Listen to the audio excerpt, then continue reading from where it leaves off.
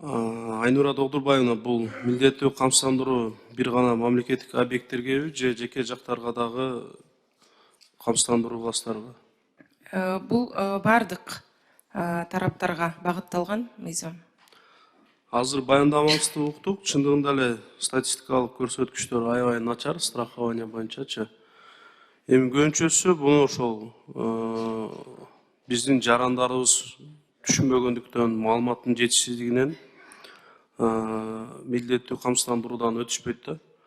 Ошону кандай пропаганда кылайын деп атасыздар? Жеткиликтүү болуш үчүн. Эми бул жерде көбүнчөсү ушу жумушчулардын укугу корголуп атпайбы, туурабы? Ооба, өзүңүз туура белгилеп кеткендей, бул негизинен ошо жумушчулардын укугун коргоо иретинде жана ошо коргоону күчөтүү иретинде иштелип чыккан мыйзам долбоору.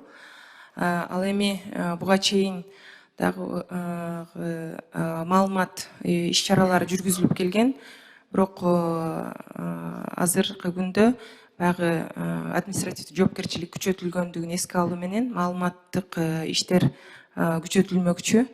Жалпы медиа план түзүлүп, ошол менен ар бир мамлекеттик орган, тийиштүү мамлекеттик орган өзүнүн ишин алып бармакчы.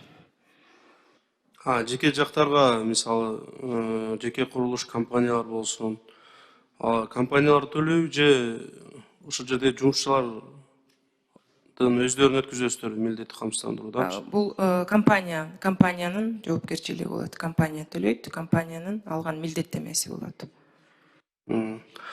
Айбек Тураталиевич да туура айтып атат. Негизи ошо мыйзамдан сырткары текшерүүлөр көп болбош керек. Эми бизнести дагы коргоо максатындачы. Бирок туура жакшы мыйзам алып келип атасыздар, колдойбуз. Ошону бирок ошо элге жеткиликтүү кылып, милдеттик камсыздандырууну көбүрөөк кылсаңыздар жакшы болмок. Себеби ошол биздин жарандарыбыздын укугу корголуп. Сөзсүз түрдө эске алабыз. Рахмат.